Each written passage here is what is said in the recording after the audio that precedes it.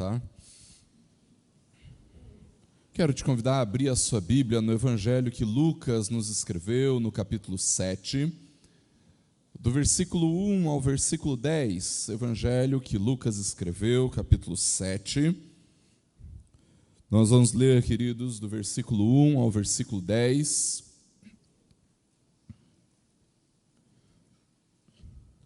O texto estará sendo projetado, mas você também pode acompanhar diretamente aí na sua Bíblia, no seu dispositivo eletrônico. Irmãos, aproveitar que veio isso na cabeça, agora eu vou falar. Irmãos, o motivo pelo qual nós projetamos o texto bíblico não é para você deixar a sua Bíblia em casa, tá? O motivo pelo qual nós projetamos é apenas para auxiliar no bom andamento da liturgia, tá?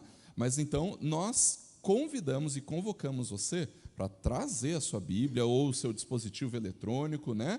Para então você consultar aqui e você poder participar desse tempo de culto. Até porque aqui na igreja nós aprendemos uma coisa muito importante também, que é aprender a abrir a Bíblia no lugar certo, né? Então, às vezes a gente tem dificuldade de encontrar os textos bíblicos porque a gente não está acostumado com a Bíblia.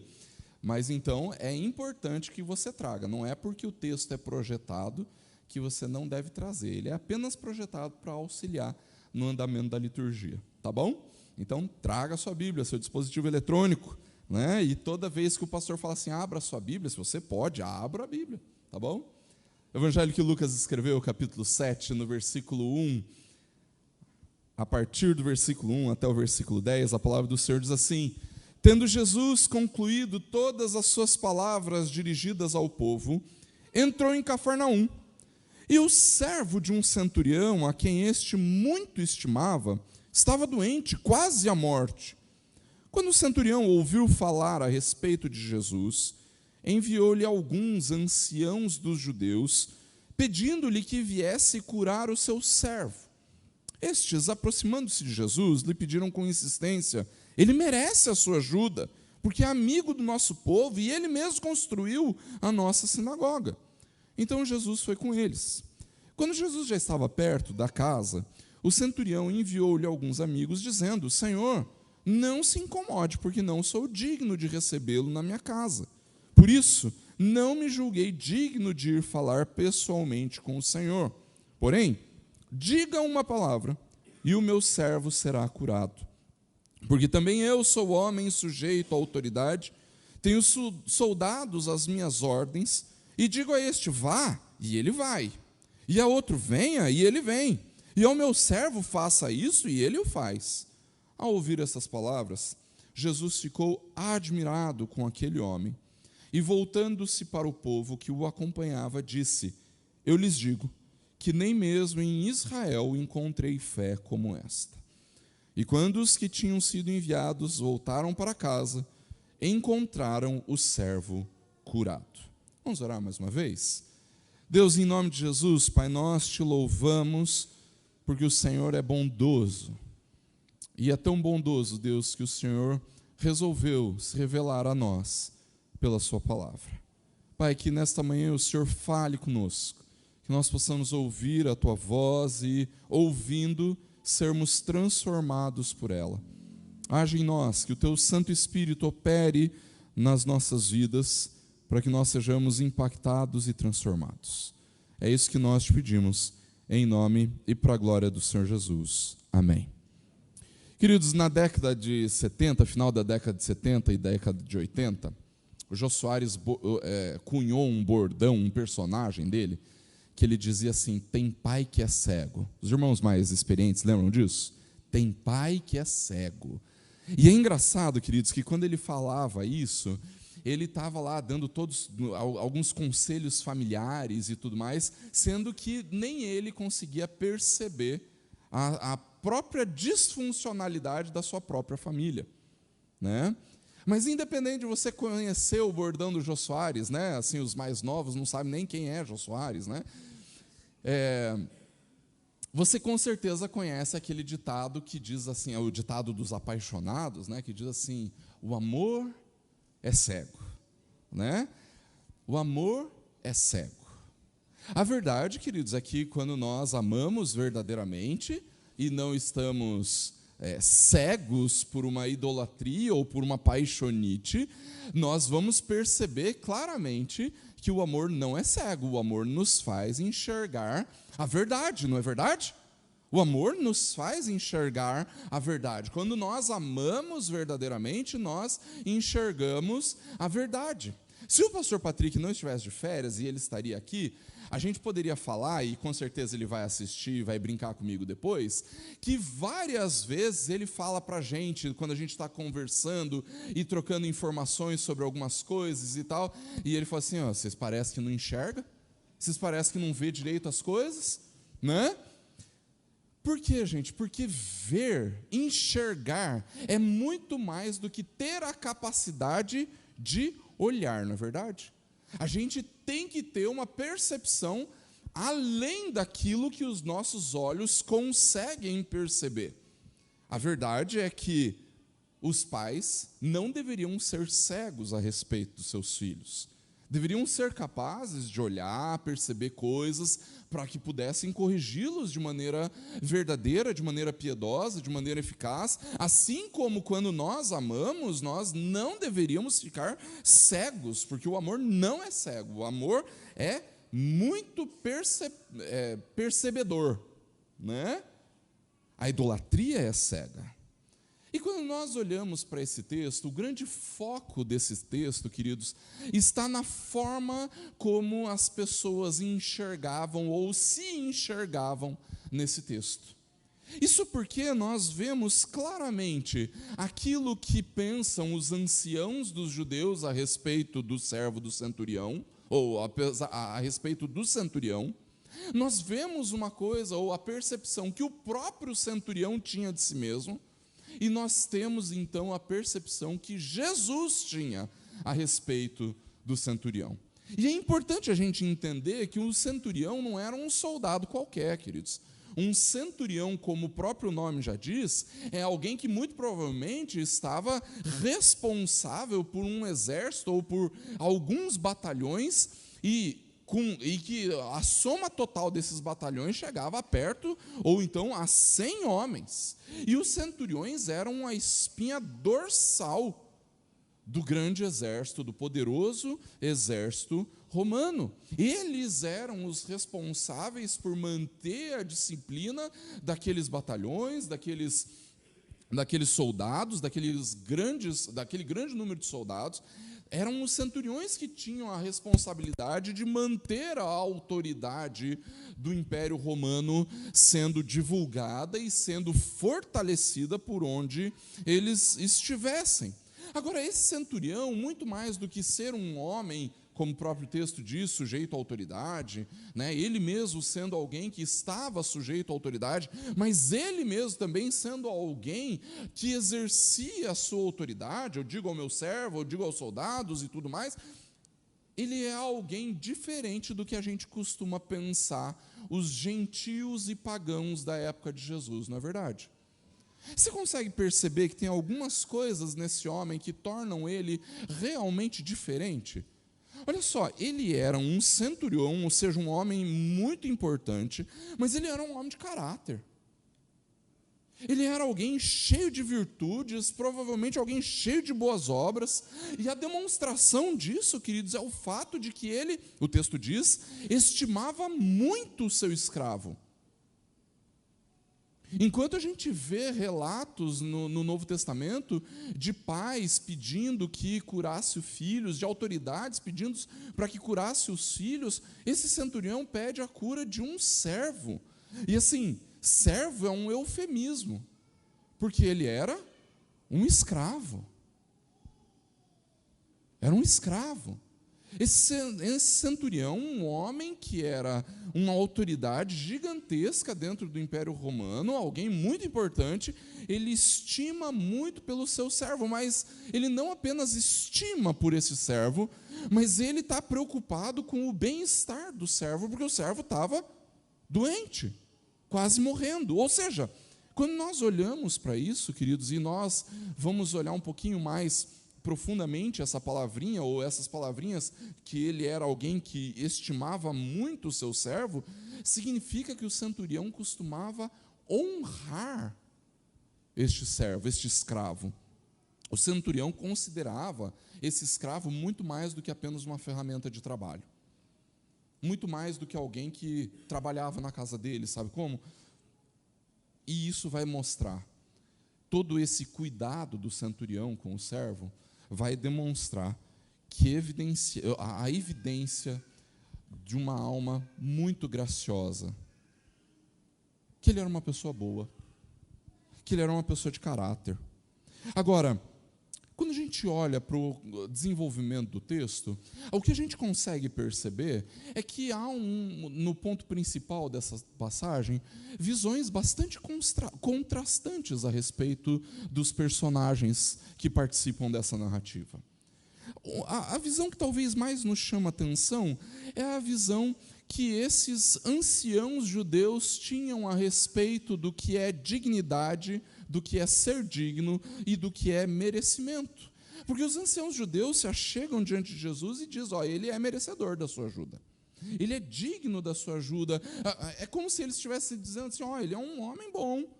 Ele é alguém que ama o nosso povo. Ele, inclusive, se ele não, de fato, construiu a sinagoga, mas ele deve ter ajudado muito a construir a sinagoga, então, ele merece a sua ajuda.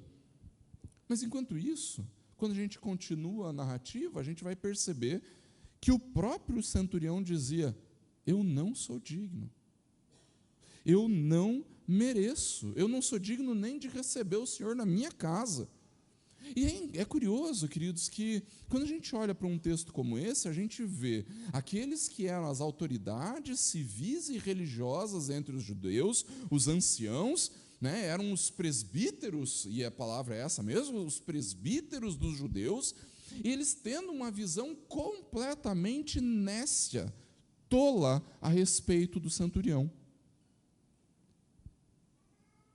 E é bem importante a gente perceber isso, queridos, porque quando nós olhamos o texto, nós percebemos que pessoas que são sábias, elas resistem de ver a vida como elas gostariam que a vida fosse. Algumas pessoas que são sábias, inclusive, são chamadas de negativistas, não é verdade? Não, isso é muito negativo, tem que pensar positivo, tem que pensar o melhor, tem que pensar o bem. E a pessoa se recusa, porque ela está vendo que tem alguma coisa errada. E esse centurião, ele demonstrou a sabedoria justamente porque, perceba, ele provavelmente soube o que aqueles anciãos judeus falaram a respeito dele, e quando Jesus estava perto da casa dele, ele não manda mais, ele não pede mais aos anciãos judeus, ele pede aos amigos. Você percebeu que ele mudou de mensageiro? Isso é muito significativo, queridos. Porque quando ele muda de mensageiro, ele sabe que ele precisa mudar a mensagem. Porque os anciãos que ele solicitou antes, mandaram a mensagem errada para Jesus. A mensagem dos anciãos solicitando o auxílio de Jesus era, ele merece, ele é digno. Mas aí então ele muda de mensageiro e fala assim, digam para ele, enfatizem, eu não me acho digno. Perceba, ele não diz, olha, eles falaram mentiras a meu respeito. Ele não diz, olha, eles falaram lá que eu construí, mas não construí nada, eu dei 10 só. Eles falaram que eu amo o povo, mas eu não amo tanto assim, eu só estou mais interessado em manter a ordem aqui. Não, ele não corrige a mensagem dos anciãos. No entanto, ele sabe que mesmo tendo feito todas aquelas coisas, ele permanecia olhando para si mesmo como alguém que não era digno. Pessoas sábias, queridos, são honestas a respeito de si mesmos em relação às suas capacidades, em relação às suas virtudes, conhecem as suas fraquezas, conhecem as suas limitações. Agora, nós vemos alguém verdadeiramente transformado, ou alguém verdadeiramente piedoso, era muito provavelmente que esse centurião ele já nem seguisse mais a sua fé pagã, Muito provavelmente ele já tinha em autoestima o monoteísmo judaico, era alguém que frequentava a sinagoga, ele era alguém que o texto diz, ele ama a nossa nação, ama o povo judeu, ama o povo de Deus, então ele era alguém que em outros lugares do Novo Testamento seria chamado como um gentil que temia a Deus, alguém temente ao Senhor. Talvez alguém que não tenha se tornado um judeu prosélito, que tenha se convertido ao judaísmo, mas alguém que de fato temia o Senhor. O texto manifesta o que era a lógica dos judeus e a lógica do centurião. Na cabeça dos judeus, eles mesmos eram merecedores do favor de Deus, porque eles estavam muito relacionados com as atitudes externas. Eles eram aqueles que davam o dízimo do endro, do cominho, da hortelã. Eles eram aqueles que coavam o mosquito, mas engoliam o camelo. Eles eram aqueles que faziam as suas orações nas praças em voz alta para todo mundo notar. Eles eram aqueles que jejuavam e mostravam que estavam jejuando para todo mundo perceber, olha como eles são piedosos, eles jejuam. Ou seja, a religiosidade, o temor de Deus dos judeus normalmente estava vinculado àquilo que eles colocavam externamente. Eles eram os sepulcros caiados, que por dentro estava tudo bem, que por fora estava tudo bem, mas por dentro só existia rapina e engano. Ou, como diria o ditado, por dentro, pão bolorento. Essa era a espiritualidade, a religiosidade dos judeus.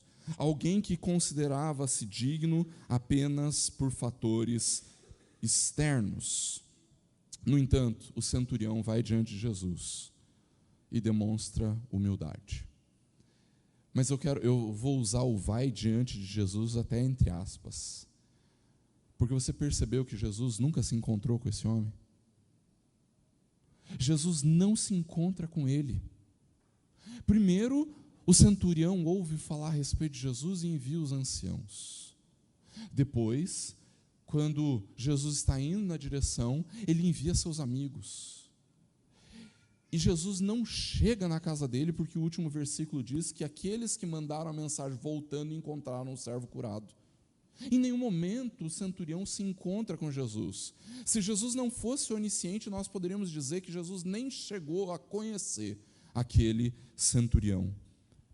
A perspectiva dessa humildade, dessa fé convicta de um homem sujeito à autoridade, mas que, por mais que ele tivesse sujeito a uma autoridade imensa, a autoridade do império, ele reconhecia uma autoridade ainda maior, uma autoridade ainda mais poderosa.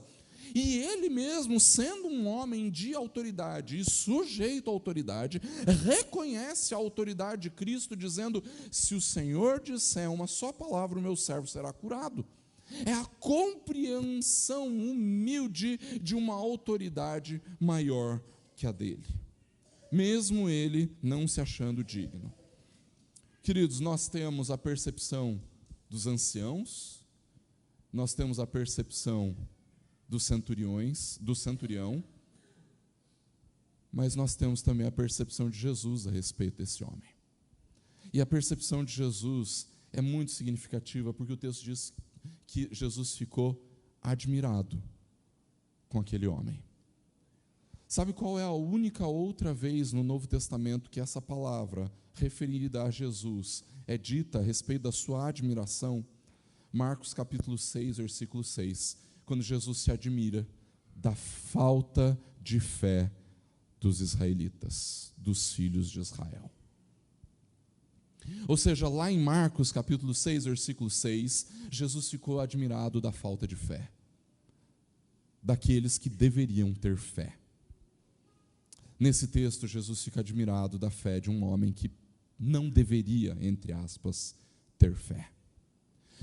Queridos, muitas vezes nós caminhamos na nossa vida cristã de uma forma bastante natural, olhando para a naturalidade das coisas, para aquilo que é normal.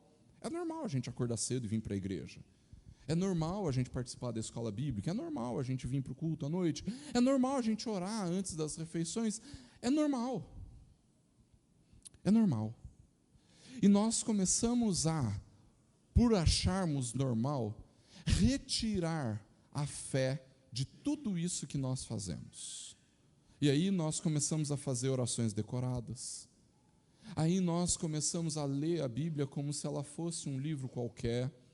Nós começamos a nos relacionar com Deus como se, porque a gente lê a Bíblia e ora e dá o dízimo e vem na igreja, como se nós fôssemos merecedores de alguma coisa.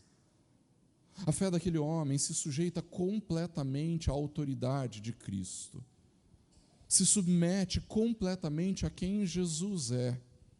E nós mesmos, mesmo vivendo a vida como igreja, muitas vezes admiramos Jesus por causa da nossa incredulidade, de não crermos em quem Jesus é, na sua autoridade, no seu poder, naquilo que Ele diz a respeito de si mesmo.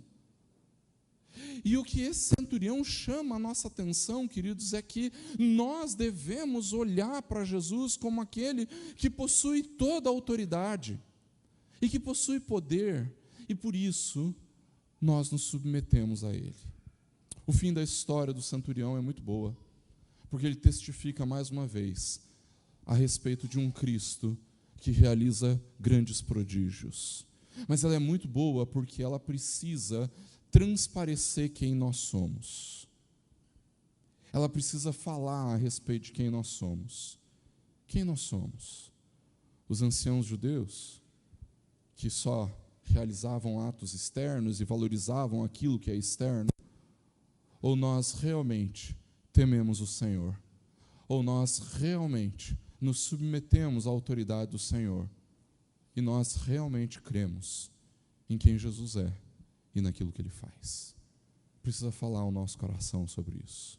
Que nós sejamos como o centurião, que verdadeiramente confiou em quem Jesus é. Vamos orar? Deus, em nome de Jesus, Pai, obrigado pela Tua palavra, que o Senhor nos dê da Tua graça nesse momento, para que ela encontre morada no nosso coração, e que nós sejamos verdadeiramente transformados pela Tua palavra e pelo mover do Teu Espírito em nós. Pai, continua a falar ao nosso coração, agora que nós nos dividimos em classes na escola bíblica, que o Senhor ministre em nós, que nós sejamos verdadeiramente transformados, não só por aquilo que aprendemos, mas também pela comunhão que temos uns com os outros. Nos abençoa, Pai. Ministra nas nossas vidas. Usa o pastor Lucas aqui no templo, a mim mesmo na classe com os casais, o presbítero Ademir na classe com os adultos. Deus, que o Senhor abençoe os professores das demais faixas etárias, das crianças, dos adolescentes, que o Senhor os use com poder e graça, para que nós sejamos instrumentos do Teu amor e da Tua verdade. Opera em nós, é o que nós te pedimos, em nome e para a glória do Senhor Jesus. Amém. Queridos,